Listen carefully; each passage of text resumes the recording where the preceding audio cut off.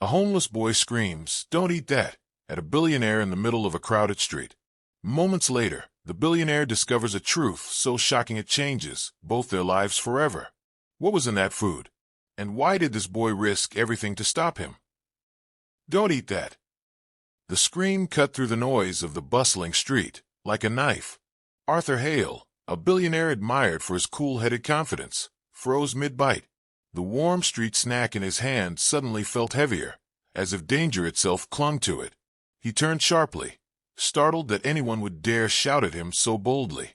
A small figure stood a few feet away.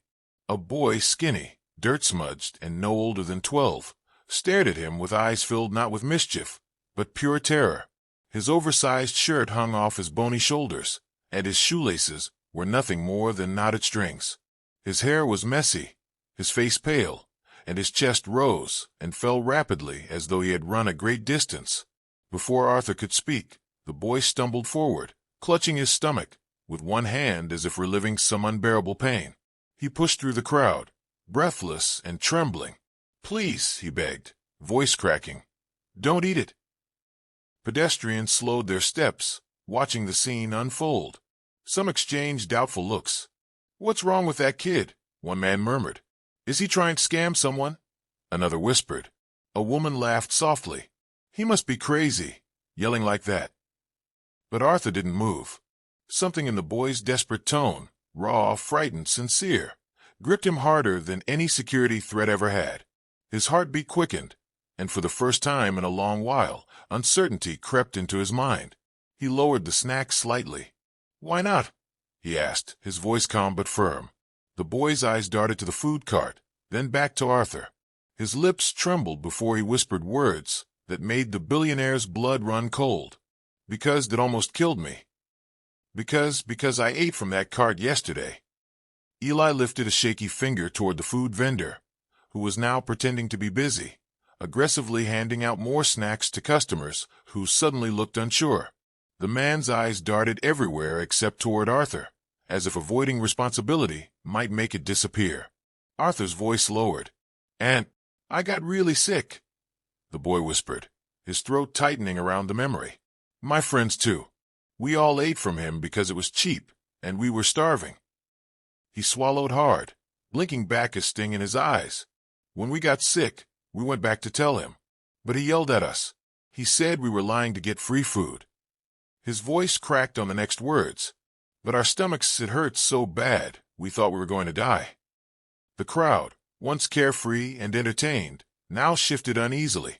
Murmurs rippled through them like a cold wind. Arthur turned his gaze toward the vendor. The man's jaw tightened, his expression stiff. He shifted his weight from one foot to the other, then angrily wiped his hands on a greasy apron. Eli continued, voice trembling. "I checked the trash behind his stand. I wanted to see what made us sick. I saw the meat he threw out. It was gray. Smelled rotten. Even the flies didn't want it." Arthur inhaled sharply. Rotten meat wasn't just unprofessional. It could be deadly. The vendor snapped, "Hey, don't listen to that street rat. He's just trying to get attention." His voice was loud, but his eyes flickered with fear. Eli didn't argue. He simply stepped back, pressing a hand to his stomach as though the memory reignited the pain. His small frame trembled. Arthur studied the boy closely. The sunken cheeks, the shaking voice, the raw fear that couldn't be faked. Finally, Arthur said softly, "Come with me." Eli froze, shocked. Homeless children rarely heard kindness, especially from a man like him. But Arthur gave a gentle nod. Slowly, cautiously, Eli stepped forward. They walked toward a quiet bench tucked beneath the shade of an old oak tree, far from the crowd's curious eyes. The noise of the marketplace faded behind them, replaced by the gentle hum of distant traffic and the soft rustling of leaves. Arthur sat down first, resting his elbows on his knees. He looked at the boy beside him, small, fragile, and exhausted. "What's your name?" Arthur asked, his voice unusually gentle. "Eli," the boy murmured without looking up. "And where are your parents?" Arthur continued softly. Eli's lips pressed together. His voice cracked. I don't know. I've been on my own for months." Arthur's chest tightened. He remembered his own childhood, how he'd grown up with very little, how every meal felt like a miracle. He had escaped that life, but the memory never fully left him.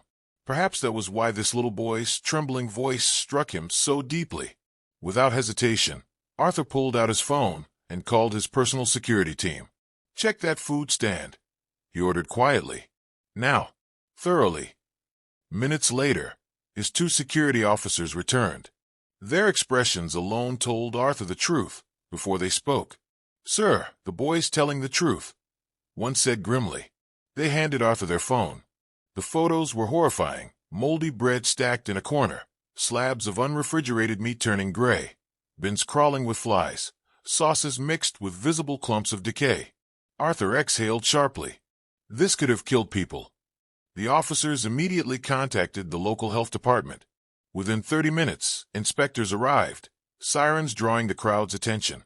The vendors shouted, argued, and cursed, but the evidence was undeniable. His cart was shut down on the spot. The crowd slowly turned toward Eli. A woman stepped forward, her voice trembling. "He saved us." But Eli didn't smile, didn't step into the praise. He simply lowered his head, as if expecting nothing good to come from telling the truth, because life had taught him not to expect anything at all. And at that moment, Arthur Hale made a decision that shocked everyone. "Eli," Arthur said gently, leaning forward, "have you eaten today?" The boy hesitated, eyes dropping to the ground. Slowly, he shook his head. Even admitting such a basic need seemed to embarrass him. He wrapped his arms around his thin stomach, as if trying to quiet its ache. Arthur didn't hesitate. "Come," he said softly. He guided Eli to a small cafe around the corner, warm lights, clean tables, and the comforting smell of fresh bread.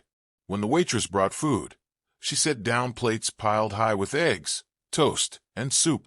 Eli stared at them as if they were illusions that might disappear if he blinked. He didn't touch anything. Arthur noticed. "It's okay," he assured him. "All of this is for you. You can eat." Only then did Eli slowly reach out, picking up a piece of bread with trembling hands. A moment later, hunger overcame hesitation. He ate quickly, almost desperately, with the quiet urgency only a starving child understands. Arthur looked away respectfully, giving him space. When Eli finally slowed down, Arthur asked softly, "Why did you warn me?"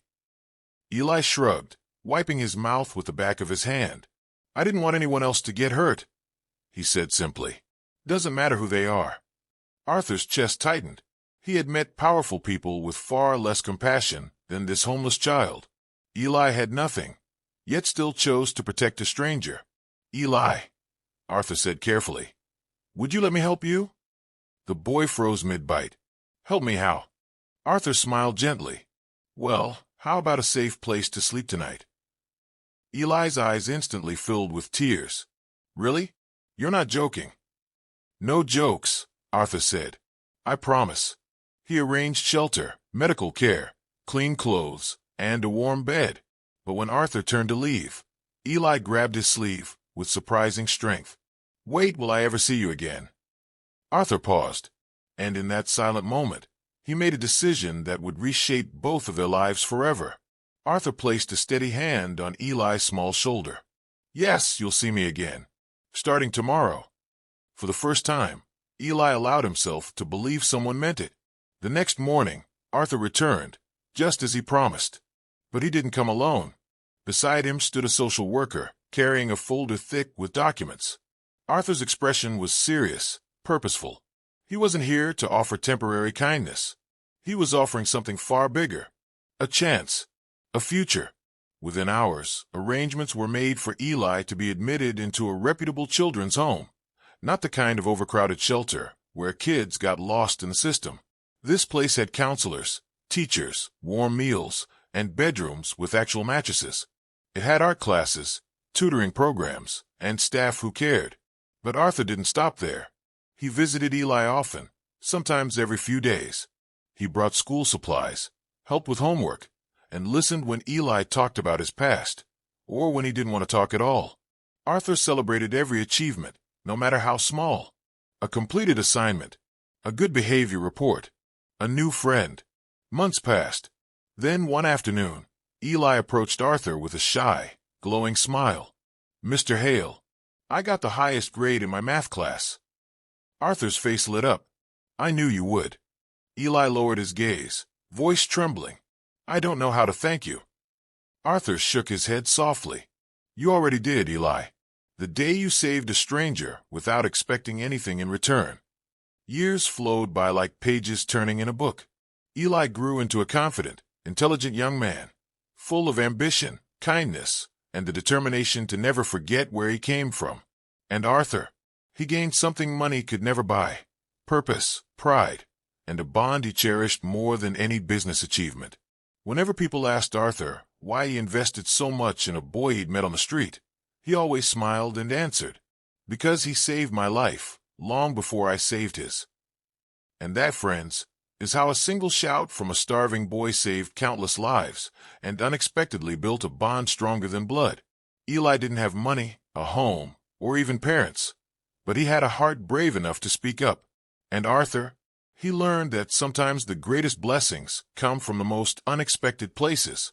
If this story touched your heart, don't forget to like, subscribe, and share it with someone who believes in second chances. Tell me in the comments, what would you have done if you were in Arthur's place? Thank you for watching, and remember, kindness can change a life, even yours.